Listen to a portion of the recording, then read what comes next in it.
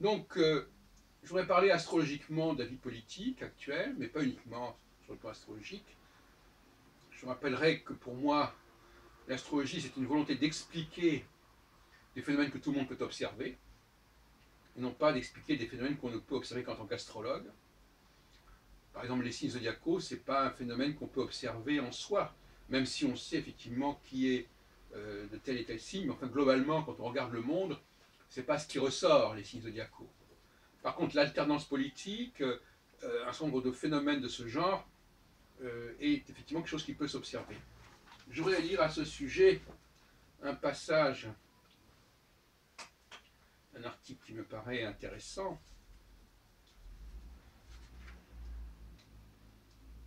À l'extrême fin du XVIIIe siècle, la médecine a fait de l'observation sa boussole et engrangé un nombre incalculable de faits. Ceux-ci l'ont été sans ordre ni interrogation préliminaire. L'idée dominante était qu'il suffisait d'observer passivement la nature pour qu'elle apporte ses éclairages et révèle ses lois.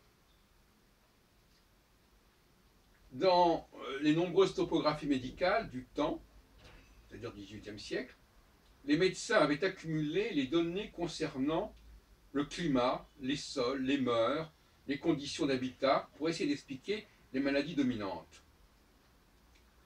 Qu'est-ce que je veux dire par là? Donc c'est un ouvrage que, je ne sais pas, c'est un ouvrage d'Olivier Faure et Samuel Hahnemann inventa l'homéopathie, la longue histoire d'une médecine alternative. Un ouvrage que je vous recommande d'une certaine façon.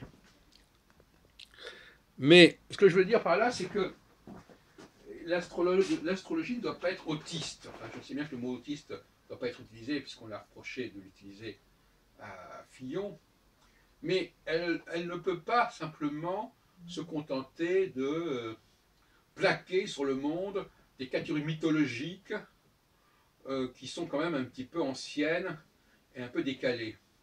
Il faut qu'elle parle de la réalité que l'on peut observer et qu'elle remonte éventuellement pour voir les éléments qui reviennent lorsque les mêmes réalités apparaissent.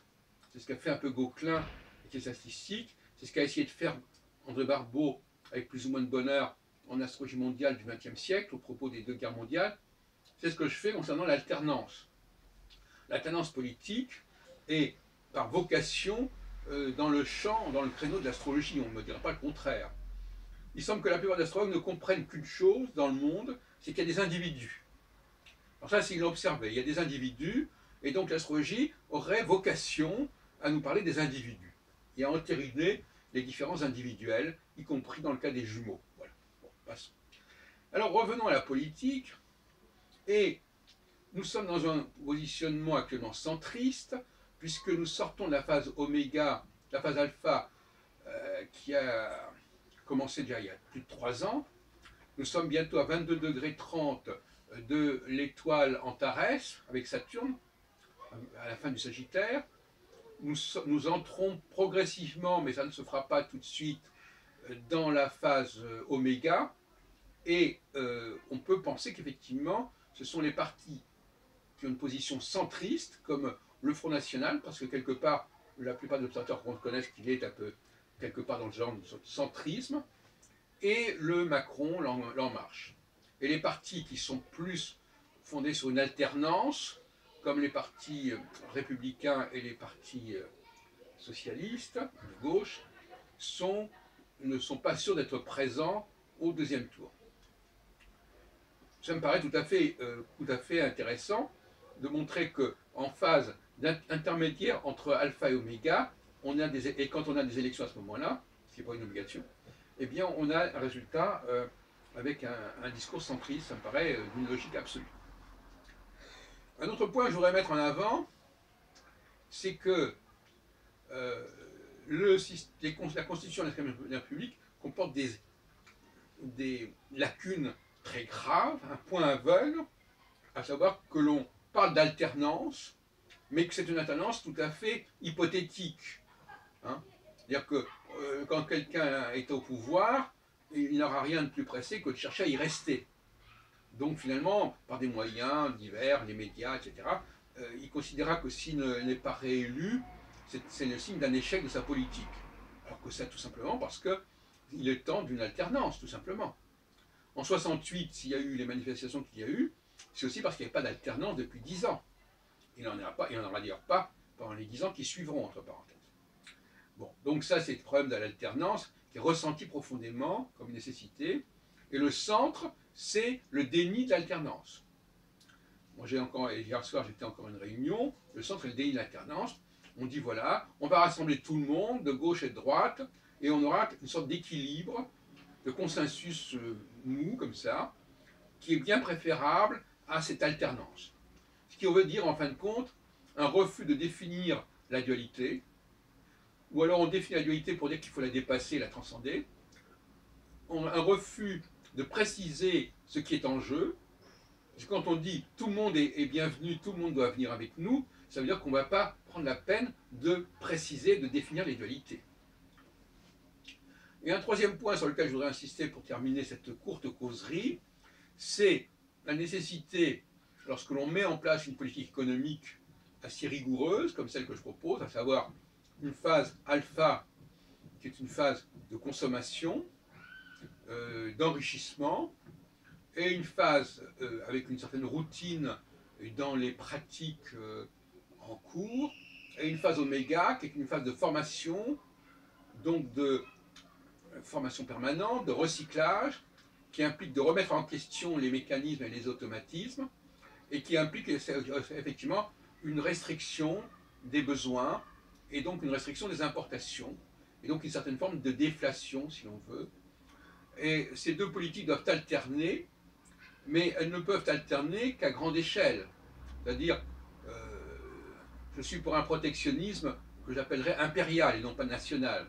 Il faut qu'à une grande échelle, à l'échelle de l'Union européenne, à l'échelle des États-Unis, à l'échelle de la Chine, etc., il y ait une politique harmonisée, c'est-à-dire que les calendriers électoraux se déroulent en même temps et que l'orientation des politiques économiques soit la même à un moment donné. Car sinon, on va avoir des problèmes.